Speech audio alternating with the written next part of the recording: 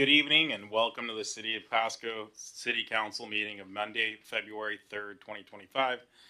The council thanks you for being a part of your city government. At meetings, the City Council takes formal action on items, holds public hearings, and conducts other business of the city. Agenda packets are available on the city's website at www.pasco-wa.gov/agenda. For those who are present here, back to the right, small table under the sign that says agendas. This meeting is being televised live on PSC-TV channel 191 on Spectrum Cable and in Pasco and in Richland, and is streamed on the city's Facebook page, website, YouTube channel, and Microsoft Teams webinar. This and previous council meeting video is available on the city's website. Lastly, the public may submit their comments or ask questions by contacting the city manager, in this case the deputy city manager or interim, the city clerk, and by using the Ask Pasco app. With that, Ms. Clerk. Excuse me. Councilmember Barajas. Present. Councilmember Blaisdell. Present. Councilmember Grimm. Here. Councilmember Harpster. He is excused for tonight. Thank you. Councilmember Perales. Here. Mayor Pro Tem Milne. I'm present. And Mayor Serrano. And I am here. Thank you. Thank you. With that, if you all please stand with me and join me in the Pledge of Allegiance. I pledge allegiance to the flag of the United States of America and to the republic for which it stands, one nation, under God, indivisible, with liberty and justice for all. Thank you. With that, that moves us on to item number 4, which is our consent agenda. All items listed under the consent agenda are considered to be routine by the City Council and will be enacted by a roll call vote on one motion as listed in your packet. There will be no separate discussion of these items. If further discussion is desired by council members, the item may be removed from the consent agenda to the regular agenda and considered separately. So before we get into this, does anyone have anything they'd like moved? Seeing none, I'll roll through. Item A is approval of meeting minutes from January 21st and January 27th. Item B is bills and communications, approving claims in the total amount of $11,213,597.17. Item C is resolution number 4561, change order number 6 for processed water reuse facility phase 2 construction with Tapani. Item D is resolution 4562, acceptance of work for Road 36 golf course irrigation line extension. And finally, item 3 is resolution number 4563, lease agreement with, I can't remember how to say this one, so I'm just going to spell it, INATAI, Foundation for Use of City Facilities. Inatai. There we go. With that, Mr. Milne. Thank you, Mayor. I move to approve the consent agenda as read. Second. Got a motion by Mr. Milne, a second by Ms. Blaisdell. With that, anyone have anything? Yeah. Ms. Clerk. Mayor, Councilmember Barajas. Yes. Councilmember Blaisdell. Yes. Councilmember Grimm. Yes. Councilmember Perales. Yes. Mayor Pro Tem Milne. Yes. And Mayor Serrano. Yes. It's unanimous. Thank you, ma'am. With that, we'll move on to item number 5, which is proclamations and acknowledgements. None are listed. That moves us to item number 6, which is our public comment period. Now, the public may address City Council on items unless it relates to a scheduled public hearing as listed in your agenda packet. This item is provided to allow the opportunity to bring items to the attention of council or to express an opinion on an issue. Excuse me. Its purpose is not to provide a venue for debate or for the posing of questions with the expectation of immediate response. Some questions require consideration by council over time and after deliberative process with input from a number of sources. Some questions are best directed to staff who may have access to specific information. Citizen comments will be limited to 3 minutes, and you'll see this little light here counting you down, and I'll be the one that'll help keep track of that time. Those with lengthy messages are invited to summarize their comments or submit written comments for consideration by council outside of formal meetings. Lastly, when called upon, please state your name and your city or county of residence into the microphone before you start your comments. With that, do we have any public comments? Oh, we'll have a race here. And just make sure you tap on the little gray button. Should have a little mouth speaking. It looks like it's on. Thank you. George Dockstetter, Desert Hills Realty, Pasco, Washington, resident of Franklin County. I know most of you sitting up there, and I wanted to bring to your attention that I think you guys are falling down on your job right on your face. I mean, I just out there at Road 100, new intersection, and that's a joke. That's great if we were going to go to a population of 50,000 people. But I've been here in town a little over 55 years, and our population has gone from 8,500 to 85,000. And another 55 years at the same rate, you'd be 850,000, and there's no way those roads are designed or set up for any continued growth at all in the Pasco area, which is basically a high growth town of the Tri-Cities. You guys need to get involved, especially with this design work. Road 68 is going to be another joke when you expand it to what? 3 lanes? 1 each way and a turn lane in the middle? That's what they've got set up at the duplexes going off there. You guys need to get out and tell the people over there on the left what the hell to do instead of them telling you what to do. I mean, you're sitting out there, we're cramming everybody in like sardines in these new subdivisions. They're going to end up looking like that Parker Brothers Valley over off of 10th Street. Go by there one of these days when you're over by the fairgrounds, and you'll see what a crammed in slum looks like, because that's what we're getting ready to build in Pasco. And Association of Realtors did a study by the National Association, came in and did it, and the average home buyer still wants a 3-bedroom house, large lot, 3-car garage, and a spot to park a boat. And we're not even allowing them a 2-car garage where you can get 2 pickups in. So I hope you guys will start taking attention and start telling staff what to do instead of them telling you what to do. Thank you for your time. Thank you, Mr. Dockstetter. Any additional public comments? Go ahead.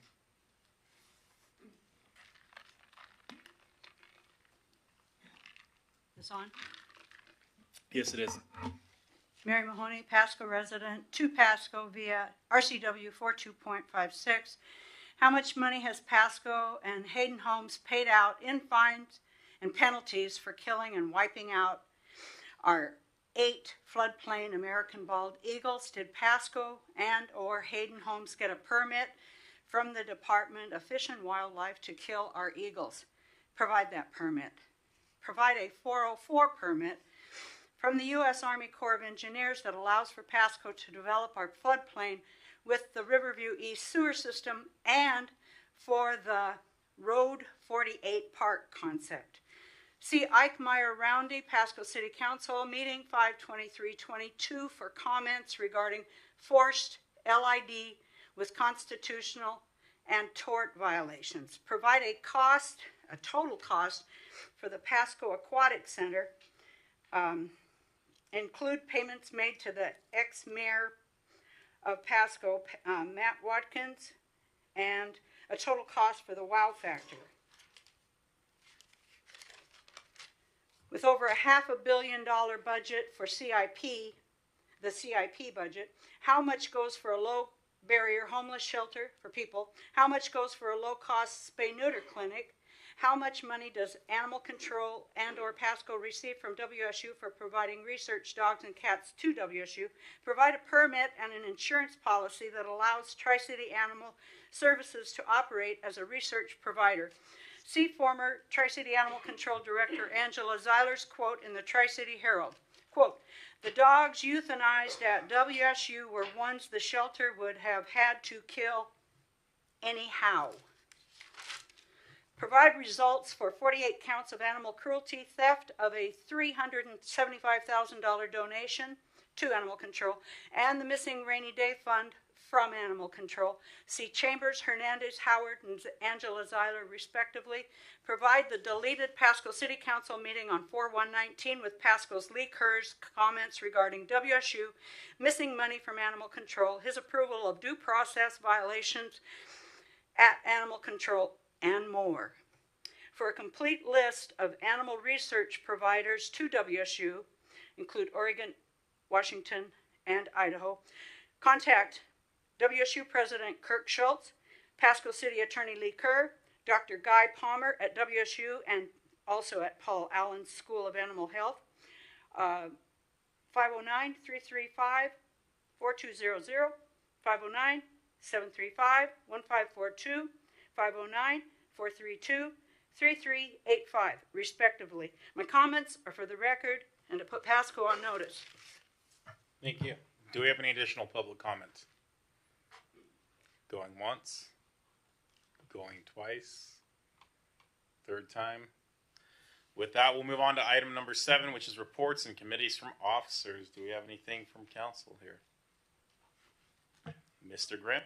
Thank you, Mr. Mayor. I was with almost all of you last week for the groundbreaking out at Summers Hub there in West Pasco there, and it's really great to see that investment in our community. And again, like so many people commented, it's just kind of the perfect spot and a natural tie-in with the baseball and all the other building and just everything going on out there. So no, it was great for us to all be there, mostly all to be there and provide that kind of support to what I think is going to just be a really important asset out there in that part of the city. So thank you, Mr. Mayor. Thank you, Mr. Grimm. I was hoping someone else was going to put their light on. Ms. Barros. Thank you. Thank you. Just want to pitch in. Yes, several of us were bumping into each other at several of the events in the community, starting from retirements for some of our firefighters, for our police officers, and then we had donuts with staff, and unfortunately it was to say goodbye to Adam.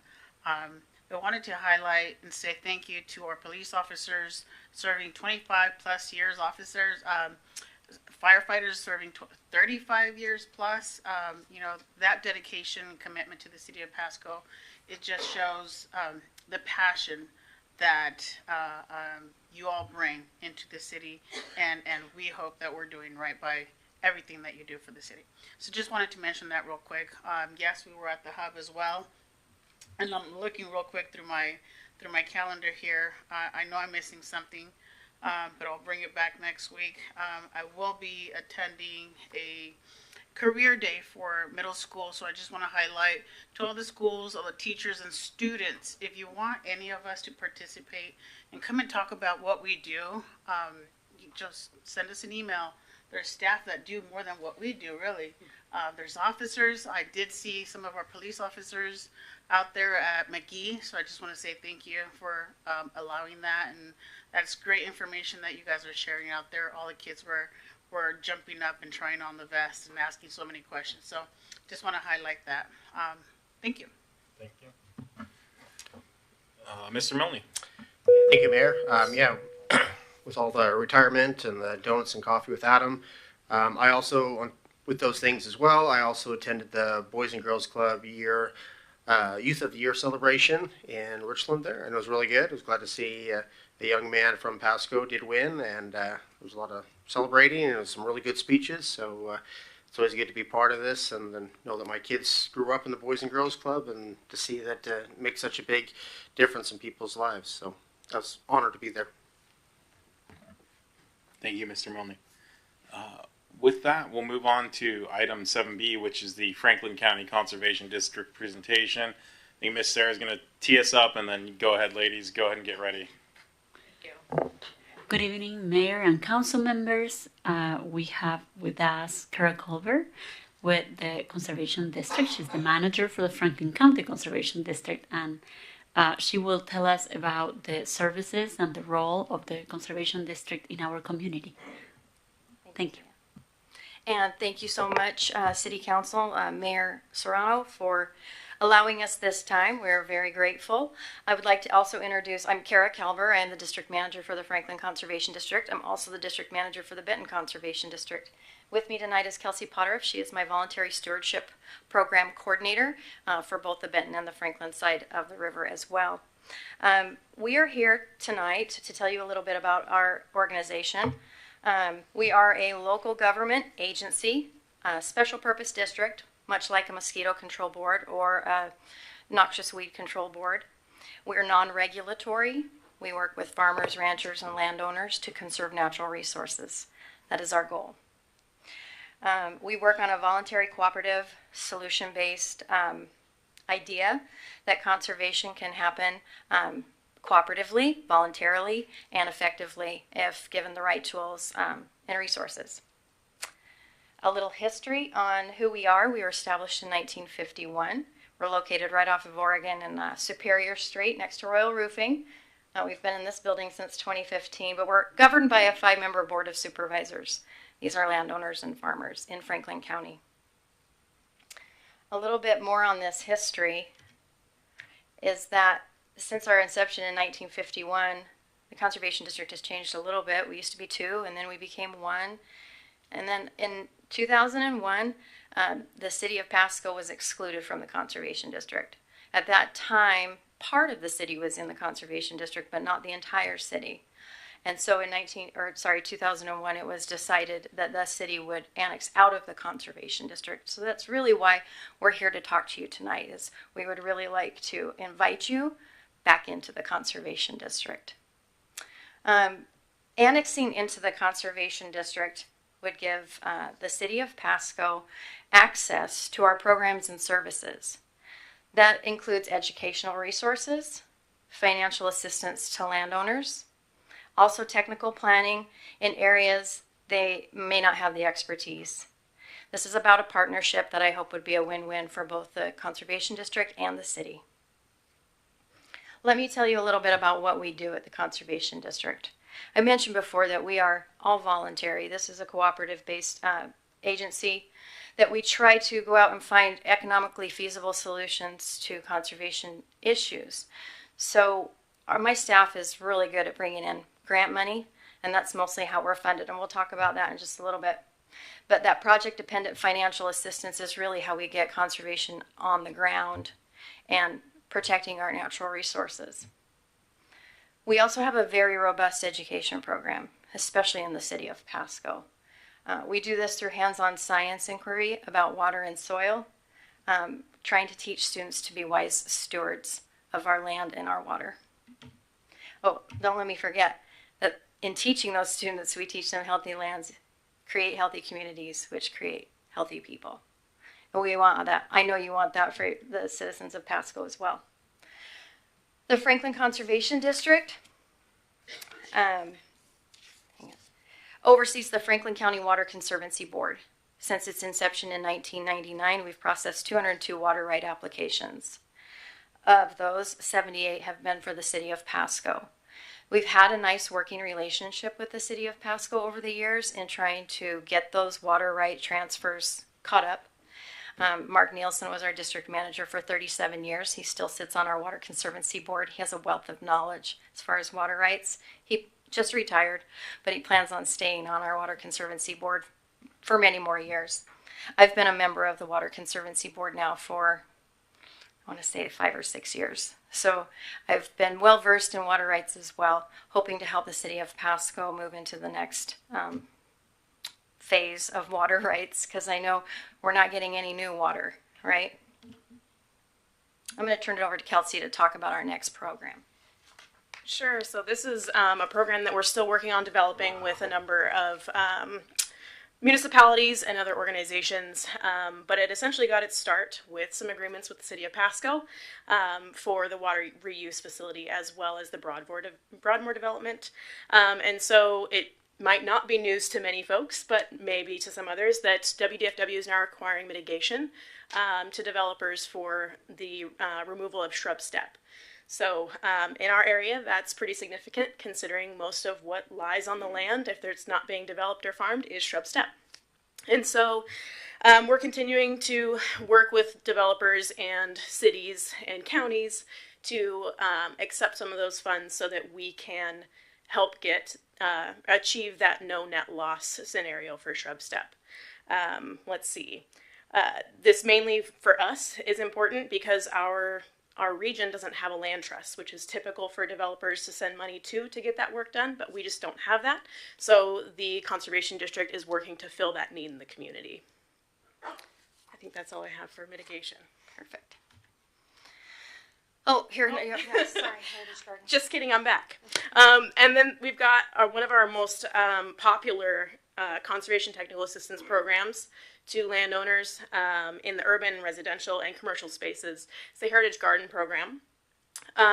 It first started in Benton with Benton Conservation District in partnership with the Native Plant Society in about 2011, and then it was adopted by the Franklin Conservation District a year later.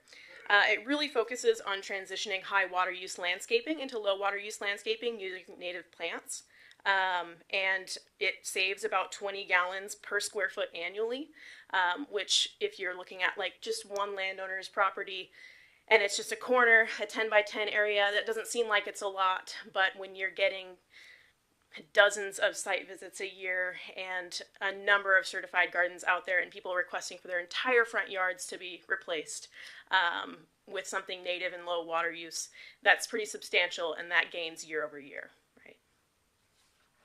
Once again, we're not finding new water, right? So saving some water is always a good thing. Our education programs, you may have heard of some of them, starting with our Salmon in the Classroom program. Every fourth grader in the city of Pasco participates in this program, and they have for many years. This program started with the Franklin Conservation District in 2000, and it's still going pretty strong. We don't have a tank at Whittier because they are only K through 3, so that's the only school we don't have. And we have some private schools also participating in the program. I have a contract with the city of Pasco to do stormwater education in the schools as well, K through 5. It's our Drain Ranger and Junior Drain Ranger program.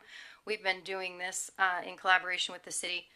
I don't know if Maria knows how long, I think well over 10 years. And that's a stormwater education program. All of our programs are free to schools. We've never charged for those services. I've trained educators that take all tools, resources, equipment into the classroom and teaches these lessons. It's all hands-on science, so we all teach through the lens of science, our education programs. With these education programs, we're hoping to create wise stewards of our lands, but really focusing on those healthy communities and healthy people in return. How do we do our work? I'll show you how our funding works. Most of it's through interlocal agreements with other government agencies. We call them grants because we have to go out and seek them, sometimes on a yearly basis, sometimes they've a little bit longer contracts. The 4% is our local funding that we get through a system called rates and charges, and that's from the Franklin County. For every dollar of those local funds, we can leverage that into about $20. So we're really good at what we do, but it's getting harder and harder every day to keep that ratio up. Our system of rates and charges assesses the county on the different land types. So you have a rate based on the type of land use and then a per acre charge. So rangeland is the least amount, then you go up to dry land, irrigated is higher, and then our incorporated is the same as irrigated. Incorporated is your urban. And that's $5 a parcel and 10 cents an acre. So myself as a homeowner in Pasco, each year I would pay approximately $5.03 to the Conservation District for the services that we would provide. How can the city of Pasco help? Adding the city of Pasco, as I just described, would look like increasing our local funding from 4% to 11%. What that looks like in dollars, you may have seen the other sheets that I submitted. We currently get about $70,000 a year in assessment.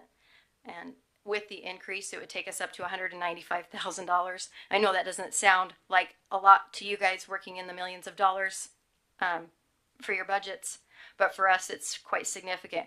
What that means for the Conservation District is when and if grants decrease or we have a gap, and we could bridge that gap between grants, not have to potentially lay off staff, not have to close our doors. That money each year could help us have a stable source of funding to ensure that we can keep our doors open. We would also like to expand our programs, especially with our urban dwellers in the city of Pasco. We've got lots of ideas and lots of ways and ideas to share with the urbanites. We also like your ideas, and we would like to create a partnership where we could work together to figure out what are our highest needs. What is it that we both need to conserve our natural resources so that the city of Pasco and the Franklin Conservation District can grow together? So with that, any questions? Thank you for that presentation. You bet. Do we have any questions from council? I'll ask a couple. Sure. You mentioned kind of like the forbidden, which is, truncating staff, layoffs, whatever you want to call that, or shutting your doors. With your current budget, have you had to come close to layoffs, or do you have seasonal layoffs? What's the process been on that? So far, we've been pretty successful at grant funding. Now, it will always depend. So we're coming into a state budget shortfall for the next biennium. So some of our other stable funding comes from the Washington State Conservation Commission. We're not sure what that's going to look like next year. So I have staff that's been with me for a few years. They're at the point where they have decided this is probably where they'd like to spend their career. However, those kinds of things are going to impact those types of things. We're a very small agency. We don't offer health insurance to our employees. We are really dependent on grant funding. So we all work at the Conservation District because it's our passion to do so. So it's like teaching. You don't do it for the money. You do it because you love to do it. It's our service to the community, right? It's like how we found our niche, our expertise can best serve the place we live. And so we're all very passionate about the mission. Well, and we can certainly see, or I can certainly see that. I'll speak for us. We can see that coming out of both you. Certainly appreciate that. Have you reached out to staff about what the next steps would look like, or is this more of an introductory and kind of pulse us and go from there? Where are we in the process? What I know about the process from our side would be a resolution from the city council. You guys passing a resolution to join back into the Conservation Commission or district, and then I would have to send that up to the Washington State Conservation Commission, and they would approve it. It would then go on to the Secretary of State for approval. So this wouldn't probably even take place until if you decided to do that, the rates and charges would not take place until next January. Okay. So we've got time. Okay. No, it's good to know where we are and just kind of what's going on. Ms. Ross. Quick question. You mentioned we would need a resolution to join back in. Probably not a question for you, but rather staff. What was the reason, and how long ago did we leave the district conservation? So it was in 2001, and I do not have the reasoning for it. Okay. I can maybe provide a little bit of insight. It was before our time, and asking my district manager that's now retired, I asked for a little history lesson. It was the 1 year that all conservation districts were on the general ballot. So something happened it was a conversation between the conservation district and the city manager at the time. You're either the entire city is all in on the ballot, or you're all out. And it was a very short window of time to decide. Like, you got to decide today or tomorrow. And so City of Pasco just said, okay, we're out. And I think I think they wanted to talk about that afterwards, but then it just kind of got forgotten about. Yeah, that's what I know. Yeah. Mr. Prowse. Thank you, Mayor. Just a quick question. So on the programs and services, the Heritage Gardens slide, you talked about assisting landowners in creating water-wise landscapes. So how could we apply that to our typical home here in the community? Yeah, that's a great question. And let me just step in front of the mic. I've got a teacher voice, so I'm used to just kind of. So we are kind of at this point where we're wanting to take it from individual conservation technical assistance to landowners to more of let's educate the people who are out there doing the work. And so that is engaging more with actual landscapers and developers, understanding how our landscape plans fit into city codes, and trying to get more widespread rapid adoption that way. Because though we are making a lot of ground, puns, in getting a lot of land convert or high water use landscapes into low water use, it certainly could go up. And with development being as fast as it is, it would be great to see more of that out there from those newer developments. Okay. Yeah, thank you. I'm sure you guys have monitored, obviously you guys work with the city, that's definitely something that I think some individuals in the council have pushed for, xeriscaping, more water, drought resistant landscaping. So yeah, that was kind of music to my ears when I saw that in there, but it just said assist landowners. So I was like, well, I don't know if that really applies to typical home or we're just talking about farmland and things like that, but I appreciate the presentation. It was very enlightening. Thank you. Of course, yeah. And if anybody it's open to anyone. We don't turn anybody down for services. And so if anyone is interested, feel free to reach out, developer or just landowner. Well, thank you. I don't see any further lights, so thank you for the presentation. Very informative, and we'll be back and pulsing staff on I guess they'll probably pulse us as to what we think our next steps are, and we'll go from there. And of course, Mr. Ferguson, we won't leave you out, so you get advice on that one too. So thank you, ladies. Appreciate the time. With that moves us on to item number 8, hearings and council action on ordinances and resolutions relating thereto. There are none listed. Sorry, excuse me. Sorry about that. We'll move on to number 9, which is ordinances and resolutions not relating to hearings. Thank you. Item A is resolution number 4564, acceptance of work for Broadmoor area tax increment financing improvements utility package phase 1B project. Director Sarah. Good evening, Mayor and Council members. We are presenting to you the work performed by Goodman and Mellenbacher Enterprises. We typically refer to them as GAME Inc.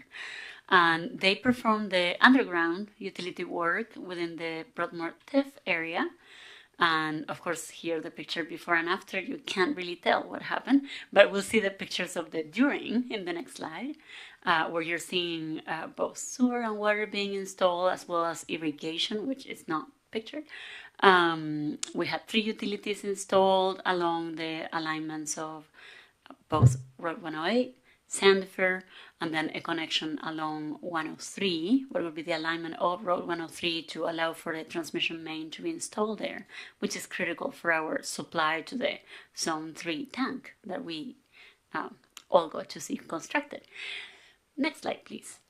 So this project was completed under budget. Actually, the overall change order amount was negative for the project, and you're seeing the totals in the screen. I can't not read them tonight. My eyes are blurry. But I'm happy to address any questions. Just for anyone in TV land, it's about 4.55 million, just shy of that.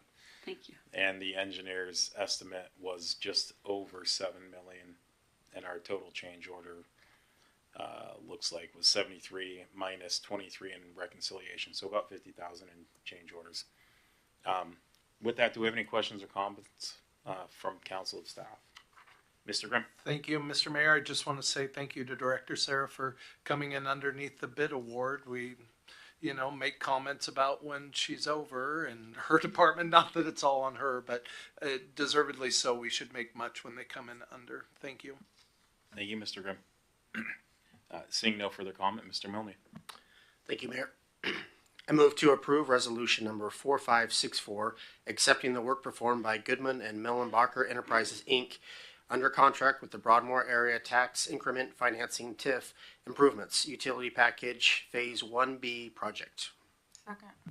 Motion by Mr. Milne, second by Ms. Blaisdell. All in favor say aye. Aye. Aye. Any opposed say nay. Hearing none, that passes unanimously. We'll move on to item B, which is resolution number 4565, bid award for Broadmoor area tax increment financing improvements, Sandifer Parkway Road 108, Sandifer Parkway and Road 108 extension project. Director Sarah. Good evening again, Mayor and Council members. So in this case, we are requesting your approval to award the bid to our lowest bidder for the construction of the roadways along the same alignment that you just saw, the acceptance of work for utilities. So this is along Sandifer, extended towards the west between what would be Road 103 and Road 108, a roundabout at Road 108, and then the extension of Road 108 between Harris and Buckingham, completing the extension of that road to provide a new north-south connection within the TIF area. Next slide, please. So this project, of course, we solicited bids. We received 9 bids, which is incredibly competitive for a project in our area. Our engineer's estimate was high in this case, and the 2 lowest bids were just over $7 million.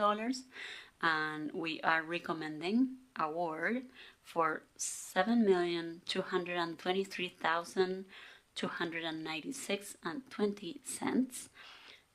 This would be to Culvert Construction, who is our lowest responsive bidder. Thank you, Ms. Sarah. Do we have any questions or comments from council staff?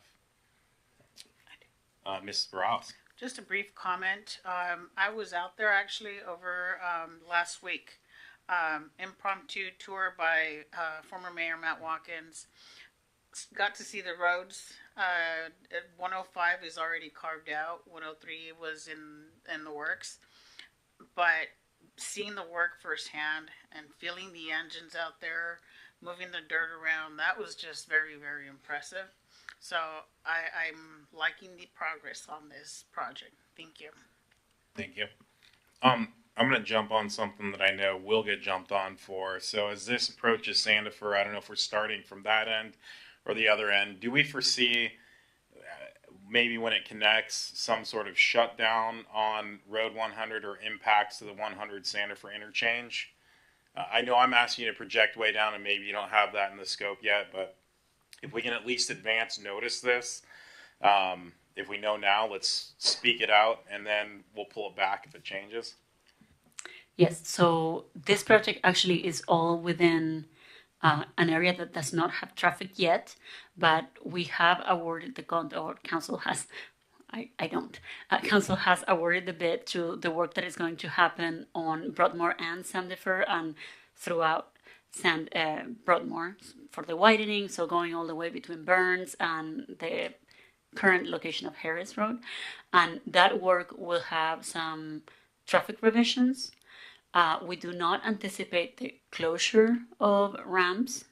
We hope that is not needed. But certainly there will be traffic revisions and disturbance throughout the construction season this year. We have a plan for outreach that involves both media and notices to the property owners in the surrounding area, as well as requirements for our contractor to provide advance notice to city staff so that we can continue to communicate as new revisions happen to alleviate some of the surprise that one finds when we're driving towards a destination and find that there is a new route we should be taking. Yeah, I get that quite often. Plenty of city planners out there.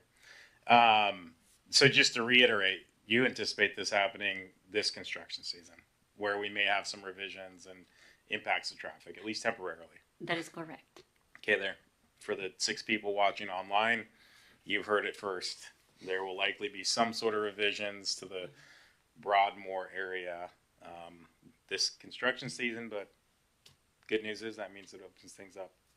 Mayor, I should add that our communications team is very clued in, and we've learned a lot of good lessons from some of our previous projects. So they're working very closely with Public Works Department and the contractor to ensure that there's plenty of notice and that we're reaching people where they're at as much as we can. Thank you. I appreciate that. I just figure if we know it now, let's get it out there and then get the real official notices out as they approach.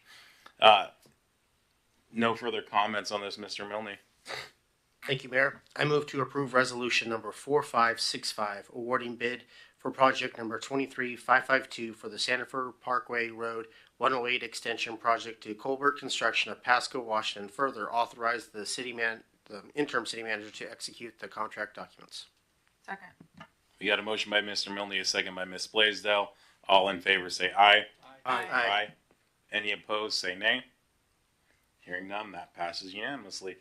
Moves on to item C, which is resolution number 4566, authoring the interim, I don't know where that word came from, the interim city manager to execute purchase and sale agreement to purchase 321 West Lewis Street. And this is going to come from Ms. Sigdal. Thank you, Mayor, and evening council. This is a purchase of a building in downtown Pasco, location 321 West Lewis Street. This is a building that has been leased by the city for quite a few years, 15 years, and we've been maintaining the facility as a lessee and paying about $1,200 a month in rent. We have our graffiti abatement program that runs out of this particular building, and we also sublease the facility to Pasco School District as well. We have a great opportunity here to purchase the building in a great price of $103,000, and we are requesting approval from council on purchase of this property and for the interim city manager to execute that contract. You'll see some details about the project itself. The price per square foot is really good. And also the facility has been remediated for lead and asbestos back in 1995 when there was a major remodel for the building.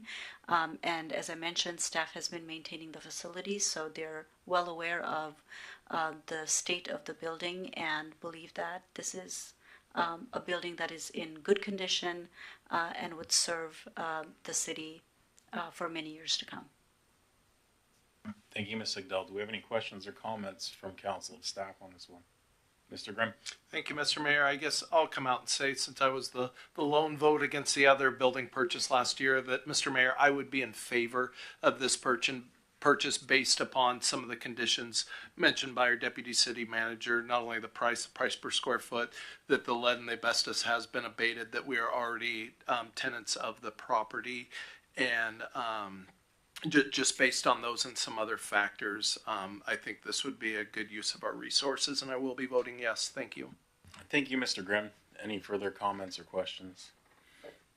Seeing none, Mr. Milne, can I get Thank you, Mayor. I move to approve resolution number 4566, ratifying the purchase and sale agreement with West Pasco LLC for purchase of 321 West Lewis Street, Pasco, Washington. Second. Got a motion by Mr. Milne, second by Ms. Blaisdell. All in favor, say aye, please. Aye. Aye. Any opposed, say nay. Hearing none, that too passes unanimously. With that, that moves us on to item number 10, unfinished business. There is none listed. That moves us on to item number 11, which is new business. Single item, item A, which is cancellation of the February 10th, 2025 council workshop. Ms. Thank you, Mayor. Quite a few of you next week will be traveling to Olympia, and so for those of you, it will not be a day off, but given how many of you will be absent, we're requesting that we cancel next week's workshop, and then we will resume on February 17th. Thank you. Sorry, 18th. Oh, yeah, because of MLK. Yes, because of the holiday, yes. All right, then the 18th will be marked in my calendar. Do you have any questions or comments? With that, Mr. Milne. Thank you, Mayor. I move to approve the cancellation of the regularly scheduled council workshop set for February 10th, 2025. Second. Got a motion by Mr. Milne, a second by Ms. Blaisdell. All in favor say aye. Aye. Any opposed say nay. Hearing none, that too passes unanimously. With that, that moves us on to item number 12, which is miscellaneous discussion. Do we have any from staff, Ms. Sigdal? Yes, we do have one. We're excited to share that City of Pasco and Visit Tri-Cities partnered in applying for a grant for $15,000, Rural Tourism Marketing and Production Grant from State of Washington Tourism. And we had separately applied for this grant a couple of years ago and failed. And so we partnered together and were able to receive it. What this grant will help us produce is high quality photos and videos and show families of Pasco businesses. So great pictures that we can use for marketing our community in the future. So I just want to share that and thank the staff who worked hard to get that for us. Thank you very much and congratulations. I know that both our staff and that staff over there at Visit Tri-Cities are very dedicated, so thank you for that. Do we have anything from council? Mr. Grimm. Thank you, Mr. Mayor. Just a couple things, two completely unrelated issues, but just still thinking about Adam, not even being gone a week, our former city manager, and I'd like to address a couple lingering questions, at least from my perspective, that you know, I did not vote to release Adam early based on either his performance or his relationship with council. I voted for early release for his protection and the protection of the city. What do I mean by that? The longer someone in that position kind of hangs around after giving their notice, the more likely fingers are going to get pointed. Blame's going to happen and everything, and to be potentially passed on. And to reiterate, as Councilman Harpster pointed out last week, Adam is getting paid the contract he was stipulated. At the same time, it's hard for the city to stall, or somebody may call it even a lame duck session. We owe it to the citizens and the staff for fresh leadership, a new start, and to provide direction. So nothing negative in that sense. And then also, like some of you perhaps, I fielded some concerns from the public about some of the protests over the weekend, and just to address some of those, you know, I saw dialogue online, had videos sent to me, but most of what I saw were people carrying signs, chanting, and other activity related to demonstrations. Yes, there was some behavior that I would consider unsafe and some that was illegal, but at the same time, I appreciate our officers using good judgment so as not to escalate the situation and further jeopardize public safety or officer safety. The liberty-minded person that I am appreciates people exercising their constitutional rights. My biggest concern, though, is if an ambulance, fire engine, or other related emergency need to traverse that area, the congestion might complicate things. But overall, that's where I'm at on all this, Mr. Mayor. Thank you. Excellent. Thank you, Mr. Grimm. I'll note that I did pop down to where PD was situated, and they did a phenomenal job. Very clear plan, very clearly articulated it, you know, what certain points were of whether action would be needed or not needed. And using technology was phenomenal. You know, probably my one regret was I showed up and I was in shorts and t-shirts and flip-flops. And so it gave me a good reason to, you know, extract myself very quickly. But aside from that, I mean, phenomenal job to the PD. And I love to not give away their spot. I love the other facilities of the city that were partnering with them. So thank you all for working jointly on that task. And I will say one more thing, then kick it over to Mr. Milne. You will notice that Mr. Dave Zabel, who has been named our interim city manager, is not here tonight. He is ill. Just talking to him on Friday, he did not sound good or look good. And then of course, you know, I'm going to get in trouble for saying this. Then his wife was making him go move stuff. So, you know, I'm sure he's at least pulled something doing that. You know, jab at you already, Dave. So I'm sure he's watching this and mad at me for that. But nothing like restarting without a little fire. I'm excited to have Dave back. I think, you know, I'm excited to see as we grow as a city and move things. Certainly, Adam will be missed too. Mr. Milne. Yeah, thank you. And I do agree with your sentiments on that.